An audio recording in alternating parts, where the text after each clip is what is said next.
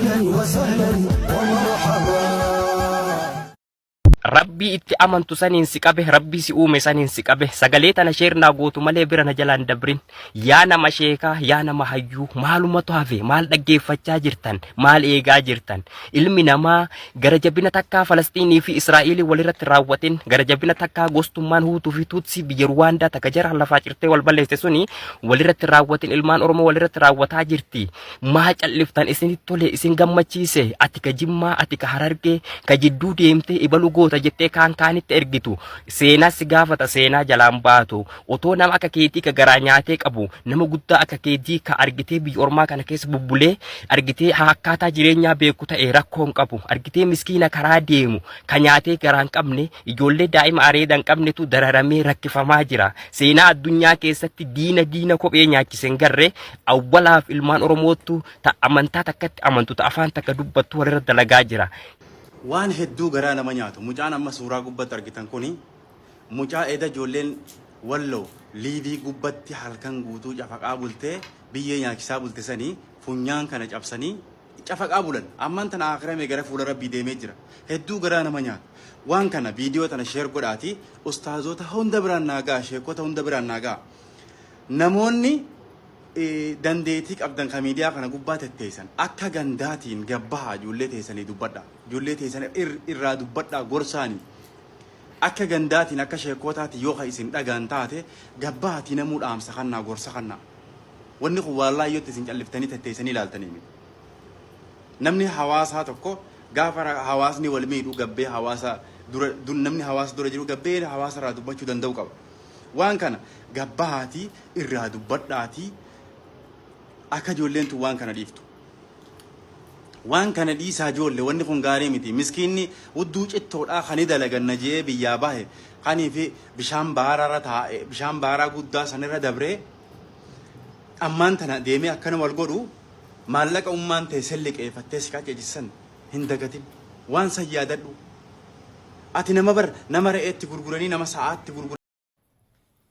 السلام عليكم ورحمة الله وبركاته. كوجمتوتا في جالتمتوتا هردفتوتا سعادو كم جرتني نجا فيا جرتني أني نجا قوتي ما كم جرتن نجا فيا بدأت إني ملكين لي بكس جرتن مرة سنبرنا فاجرات سنين جتة أني سعادو كسن فين جرا حتى اللي ويا هتو رفاهين جير ويجدا حالو ما نتوركي Kanaaf guyyaa nu dhufne mootu subscribe, like, share godhaanuuf jajjabeessaan isin jedha. Dhalli waan addaa waan nama gaddisiisu waan biyya keenya miti biyya Oromoo keessatti namnummaan keenya namni Oromoo walirratti hojjetu kan coraa namarratti shuuqaneessu wayitiin argee Rabbiin kaaduu illee Rabbi warra jaannataa isaa godhu ka jiru illee Rabbi isaa haqa jeelchuu fi mutu haalli ilmi namaa kuni akkamii silee namni maaluma barbaada Rabbi isaatirraa maaluma barbaada Rabbiin fuula kennee fi harka kennee fi fayyaa kennee fi nagaa kennee fi tiniin jedhe maal isaanitti balleessee kan kana keessatti wal miidhanii jedha.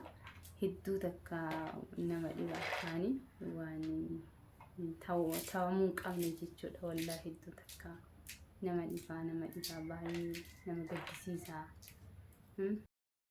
Subhaanallah Rabbiin nu haa qajeelchu. Daawwattoota kiyya Rabbiin keeruma haa godhu. Gamanallee gamasillee uma badaa gurri nu dhagaa'udha. Wantaani hunda subhaanallah yaa Rabbi nu dhiisi.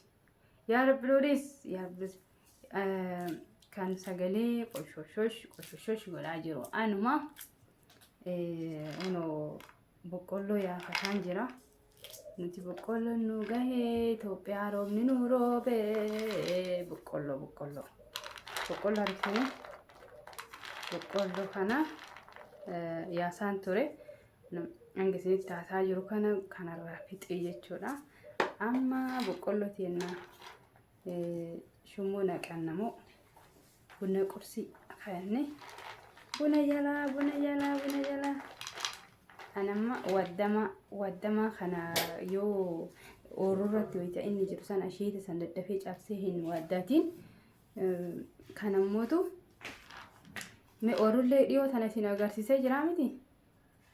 Orullee dhiyoo tana viidiyoo waraabee isin agarsiisee jira miti. Ammootu kanas kan wanni jechuudha. Kuni kan caphee hanga karaa magaalaa ol dhufe jechuudha baadiyyaarra. Amma kaachuu deemaa jirra. Rabbii gaditti Rabbiin kiyya ilmaan arsiiti. Ashhadu an laa ilaaha illallah jedhi. Ashhadu anna Muhammadan Rasulullah jedhi. Ashhadu ilmaan arsii jedhi. Nu ilmaan walloo amaara jedhi. Nu sossomnee si keessa jiraataa jirra malee nu nafxanyaa qulqulluudha jedhi nuti ilmaan amaaraa tedhi. Assalaamu alaikum wa rahmatullahi wa barakatuhu. Jalqaba irratti namni viidiyoon kun simbira geesse hundi of biratti hin dhiisina. Hundi keessa waliif sheer godhaa. Rabbiin subhaanahu wa ta'aalaa wanni jalqaba ofirratti lubbuu isaarratti haraama godhe inni ofii isaatii nu miidhuudha. Osoo dandeettii qabu, osoo beekumsa qabu, osoo paaworii fi jabeenya waan jedhamu hunda osoo harka isaa jiru Rabbiin makhluuqa isaa kan akka fedhe gochuu danda'a. Garuu ofirratti wanni jalqaba haraama godhe zulmii nama miidhuudha. Sana booda maal jedha Rabbiin waja'altuhu baynakum muharraman gidduu keessanitti illee zulmii wal miidhuu wal boochisuu wal hatuu wal ganuu haraama godheetin jira. Falaa tadhaalamu akka wal hin miine akka wal hin boocifnee jedhe Rabbi subhaanahu wa ta'ala. Namni viidiyoo kana agartanii xiqqoo tokko gartee nama yoo taatan namni namummaa isaa irraanfateera baay'inaan hayawaana namni.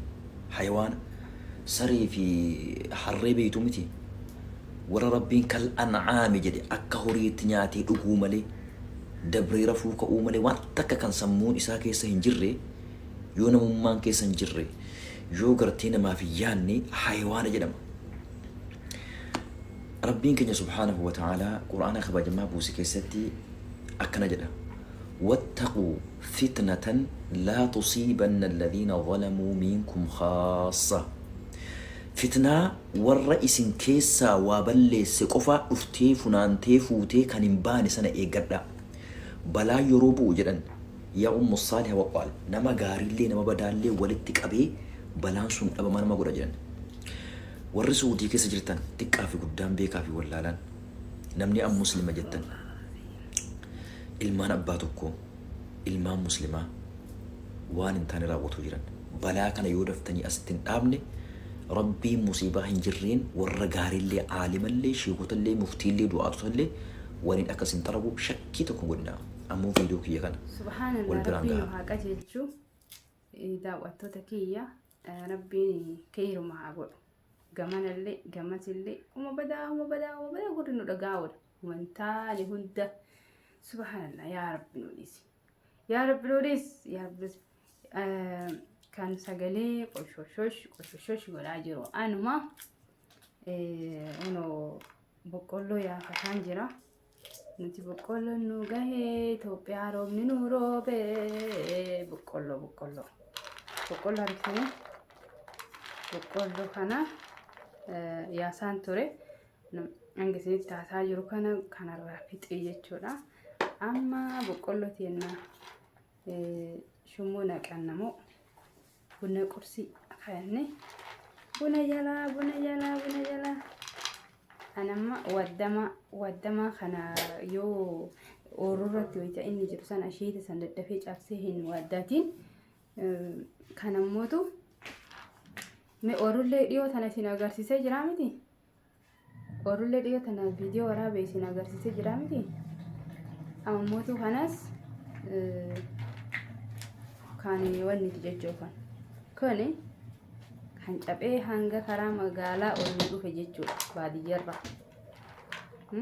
Amma kaachuu deemaa jirra. Akkasii du'aa godhaa isin jedhaa daawwadhaa viidiyoo kana nafaana tura.